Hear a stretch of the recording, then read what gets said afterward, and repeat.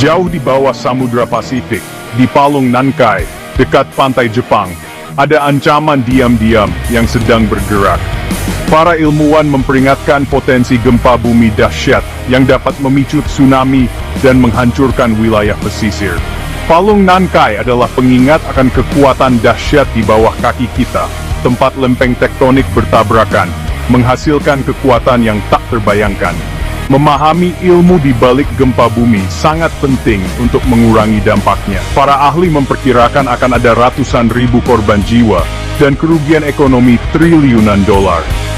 Di tengah prediksi mengerikan ini, masih ada harapan.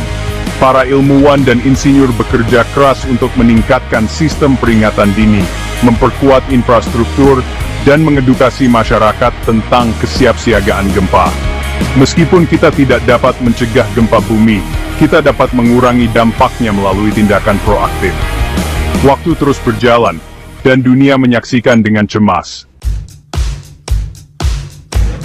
Palung Nankai menandai zona tabrakan antara lempeng Laut Filipina dan lempeng Eurasia.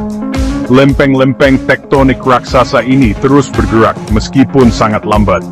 Lempeng Laut Filipina menunjam di bawah lempeng Eurasia, menyebabkan gesekan dan menghasilkan tekanan luar biasa. Tekanan ini terus meningkat hingga melebihi kekuatan batuan, menghasilkan pelepasan energi yang tiba-tiba dan dahsyat gempa bumi. Palung Nankai memiliki sejarah panjang menghasilkan gempa bumi dahsyat. Catatan geologis menunjukkan pola gempa bumi besar yang berulang di wilayah ini, kira-kira setiap 100 hingga 150 tahun. Gempa bumi besar terakhir di sepanjang Palung Nankai terjadi pada tahun 1946, yang dikenal sebagai gempa Nankaido. Itu adalah gempa berkekuatan 8,1 yang menyebabkan kerusakan dan korban jiwa yang meluas. Para ilmuwan percaya bahwa akumulasi tekanan di sepanjang patahan sekarang lebih besar daripada tahun 1946. Konsekuensi potensial dari gempa bumi dahsyat di Palung Nankai terlalu besar untuk diabaikan. Jepang tidak asing dengan gempa bumi, karena terletak di cincin api Pasifik yang aktif secara seismik. Pemerintah Jepang menanggapi ancaman gempa bumi dahsyat di sepanjang Palung Nankai dengan sangat serius, dengan berinvestasi besar-besaran dalam kesiapsiagaan gempa.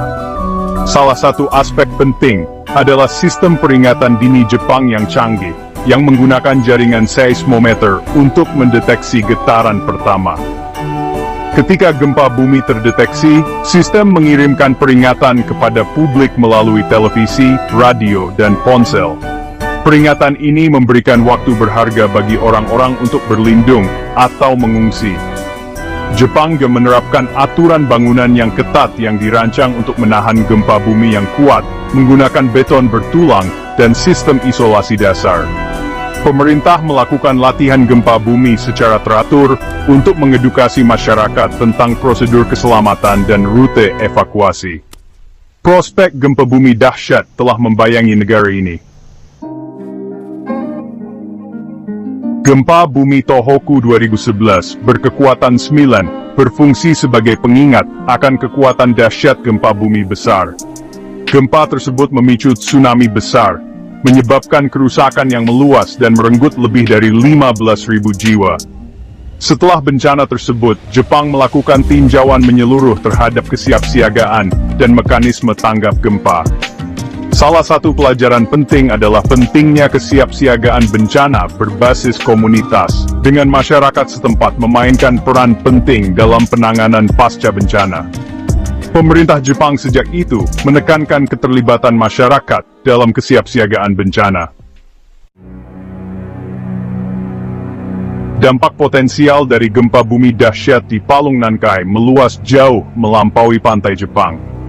Indonesia, negara lain yang aktif secara seismik di cincin api Pasifik, juga dapat mengalami dampak yang signifikan.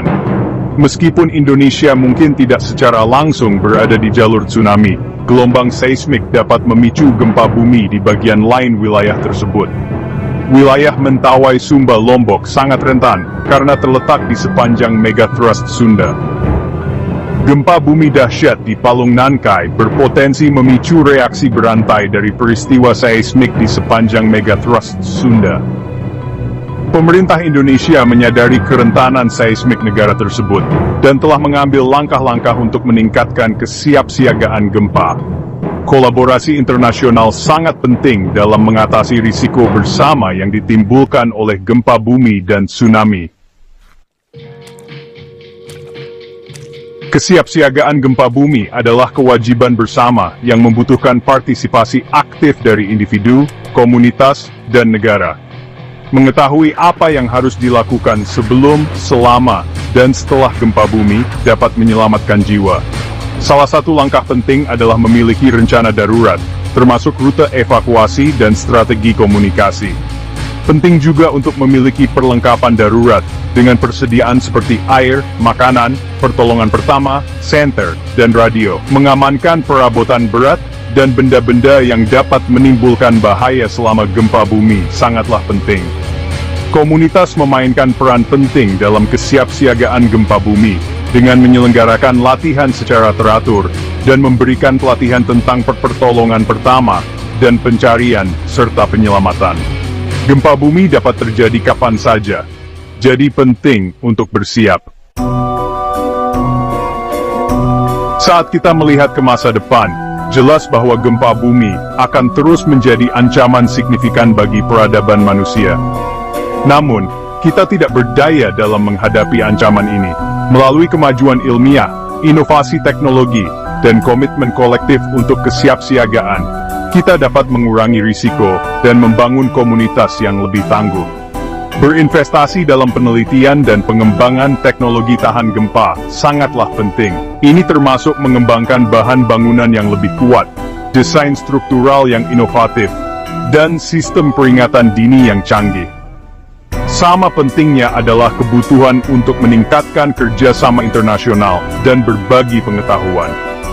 Dengan menerapkan budaya kesiapsiagaan, berinvestasi dalam langkah-langkah mitigasi, dan mendorong kolaborasi internasional, kita dapat mengatasi tantangan di masa depan.